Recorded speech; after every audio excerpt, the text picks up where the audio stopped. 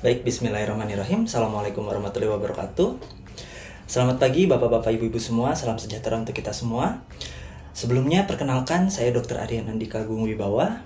Jadi untuk keseharian saya sendiri, saat ini saya sedang belajar di program studi Magister Administrasi Rumah Sakit ya, di salah satu universitas yang ada di Jakarta, di Universitas Respati Indonesia atau biasa disebut Urindo, Bapak-Bapak, Ibu-Ibu. Kemudian juga saya saat ini sedang aktif bekerja di salah satu rumah sakit pemerintahan yang ada di Kota Bandung. Pertama-tama sebelumnya saya ingin mengapresiasi kepada Bapak Ibu semua dan rekan-rekan yang sudah hadir ya ke acara hari ini. Sudah menyempatkan waktunya untuk lebih tahu. Sedikit saya sampaikan, pepatah dari Islam mengatakan bahwa manjada wajada, barang siapa yang bersungguh-sungguh maka dia akan berhasil. Dan saya sangat yakin di kesempatan kali ini Bapak-Bapak Ibu semua dan rekan-rekan yang hadir ke sini adalah mereka yang bersungguh-sungguh untuk melakukan sesuatu. Dan saya yakin dari itu juga kedepannya adalah Bapak Ibu semua dan rekan-rekan ini yang akan berhasil suatu saat nanti ya. Di kesempatan pada siang hari ini saya ingin sedikit bercerita dan berbagi informasi mungkin ya terkait demam berdarah.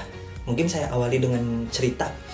Jadi di tempat daerah saya bekerja, di salah satu rumah sakit pemerintahan di Kota Bandung, di sekitar tempat saya bekerja itu baru-baru ini dalam seminggu terakhir ditemukan 3 kasus demam berdarah yang menyebabkan kematian Bapak-Bapak, Ibu-Ibu.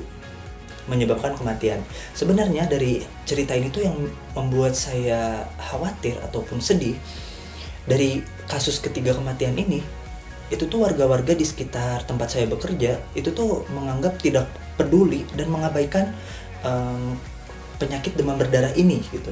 Padahal faktanya Bapak-bapak, Ibu-ibu semua yang ada di sini, 119.000 kasus itu demam berdarah ditemukan di tahun ini, di tahun 2024. Dan lebih menyedihkannya lagi, pada tahun 2023, 1 tahun sebelum ini, itu ditemukan kasus demam berdarah sebesar 110.000 Bapak-bapak, Ibu-ibu. Ini menandakan ada peningkatan tren dari 110.000 menjadi 119.000. Sedih rasanya Bapak-bapak, Ibu-ibu. Kita sudah tahu penyakit ini sejak 20 tahun lalu mungkin. Waktu 2000-an awal kasus ini ada dan gencar di mana-mana. Sudah 20 tahun kita menggeluti tapi trennya masih menunjukkan kenaikan gitu. Jadi di sini yang ingin saya sampaikan pada kesempatan kali ini kepada Bapak Ibu semua dan rekan-rekan yang hadir, saya ingin setelah pertemuan ini kita semua lebih waspada lagi dan kita lebih tahu bagaimana cara mencegah penyakit DBD, kita tahu gejalanya, bagaimana kita menganjurkan orang-orang terdekat kita untuk berobat ke rumah sakit seperti itu ya. Dan di sekitar tempat saya kerja itu barulah warga-warganya itu mulai peduli dan mulai khawatir dengan penyakit ini setelah ada kejadian 3 orang yang meninggal di 1 pekan ini.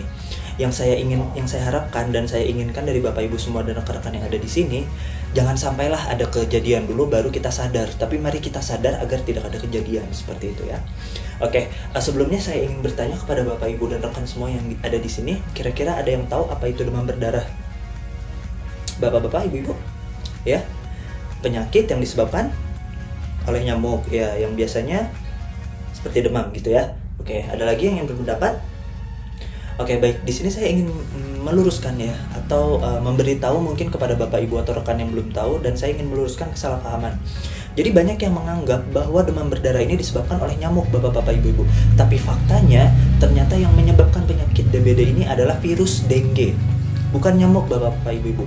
Nyamuk adalah sebagai vektor yang membawa virus dengue, seperti itu.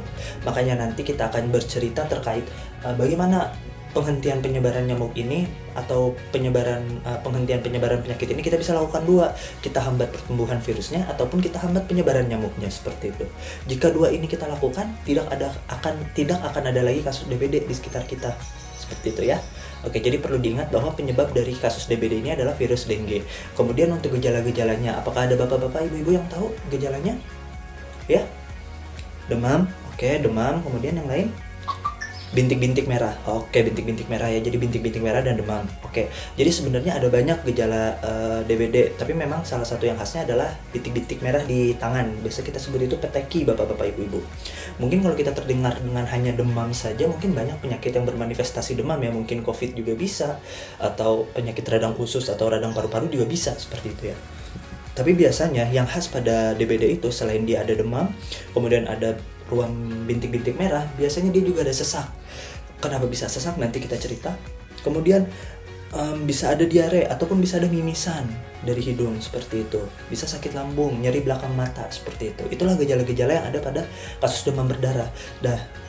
Karena kita udah tahu nih gejalanya seperti itu, jangan lupa setelah kita menemukan ada orang dengan gejala seperti itu, kita harus suspek dan kita harus bilang kemungkinan Anda adalah demam berdarah. Kira-kira setelah kita mengatakan itu, apakah ada yang tahu kita harus ngapain ke depannya? Bapak-bapak, ibu-ibu? Oke, yang pertama jangan panik ya. Karena panik itu adalah separuh penyakit. Kita harus sabar, tenang, oke? Kemudian yang kedua, kita bisa kompres untuk menurunkan demamnya, atau kita bisa beri obat-obat warung paracetamol misalnya untuk menurunkan demam. Kemudian setelah itu minum air yang banyak, bapak-bapak, ibu-ibu. Sekali lagi, penyakit ini disebabkan oleh virus. Penyakit yang umumnya disebabkan oleh virus itu bersifat sembuh sendiri, bapak-bapak, ibu-ibu.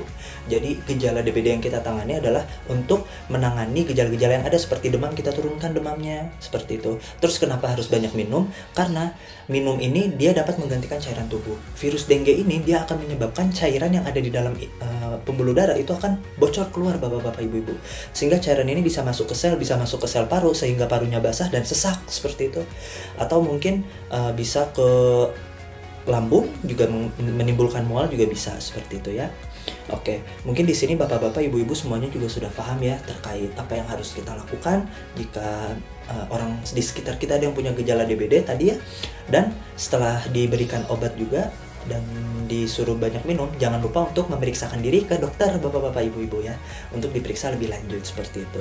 Kemudian terkait pencegahan penyebarannya mungkin ini bisa kita lakukan dengan 3M, bapak-bapak, ibu-ibu: menutup, menguras, dan mengubur. Menutup segala genangan air yang ada, kemudian menguras segala air genangan yang ada, dan mengubur benda-benda yang berpotensi untuk menjadi genangan air. Karena prinsipnya di sini genangan air itu merupakan tempat perkembangan biakan yang baik untuk nyamuk, bapak-bapak, ibu-ibu. Ketika ada genangan air, maka ada potensi untuk jentik-jentik di sana. Jika jentik-jentik di sana ada, maka bisa menjadi nyamuk dewasa dan bersebaran untuk menyebabkan penyakit demam berdarah seperti itu, bapak-bapak, ibu-ibu. Kemudian kita juga mendengar 3M+. Plus di sini dimaksudkan adalah mencegah segala kemungkinan untuk penyebaran nyamuknya. Bisa menggunakan apa? Fogging misalnya, atau menggunakan obat nyamuk, bapak-bapak, ibu-ibu. Seperti itu. Autan misalnya seperti itu usaha dari plusnya di situ ya. Oke. Sebenarnya yang saya harapkan dari pertemuan ini, saya ingin mengajak bapak-bapak, ibu semua di sini untuk lebih waspada lagi, untuk lebih perhatian lagi dengan penyakit ini. Seperti itu ya. Di tempat saya sendiri bekerja, itu nyamuknya sudah dikembangbiakan untuk mengandung bakteri Wolbachia.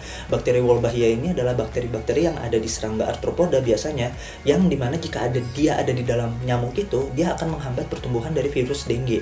Jika virus dengue-nya tidak berkembang, maka nyamuk yang mengandung virus dengue tidak berkembang itu menggigit, itu tidak akan menyebabkan penyakit demam berdarah. Hal ini sudah dilakukan penelitiannya di Jogja, bapak-bapak, ibu-ibu. Di saat kota yang lain itu kasusnya nyampe ribuan-ribuan, di Jogja itu hanya 37 kasus seperti itu. Dan ini sudah terbukti. Oke, jadi saya ingin mengajak bapak-bapak, ibu semua untuk lebih mengenali lagi gejalanya, kemudian untuk menganjurkan orang-orang terdekat kita di sekitar kita yang punya keluhan DBD untuk berobat ke dokter atau ke fasilitas layanan terdekat ya, seperti itu. Dan melakukan pencegahannya dengan cara apa? Tadi 3M+, seperti itu ya. Oke. Mungkin sekian yang bisa saya sampaikan. Besar harapan saya apa yang sudah saya sampaikan hari ini kepada bapak ibu semua di sini dapat diterima dengan baik dan diaplikasikan dengan baik seperti itu ya, bapak-bapak, ibu-ibu. Oke, mungkin sedikit pantun penutup dari saya untuk mengakhiri kegiatan kita pada hari ini. Oke, beli pepaya harga murah, tidak lupa disimpan di dalam tas. Jika kita temui demam berdarah, mari kita berantas tuntas. Sekian dari saya, wabillahi taufiq wal hidayah. Wassalamualaikum warahmatullahi wabarakatuh.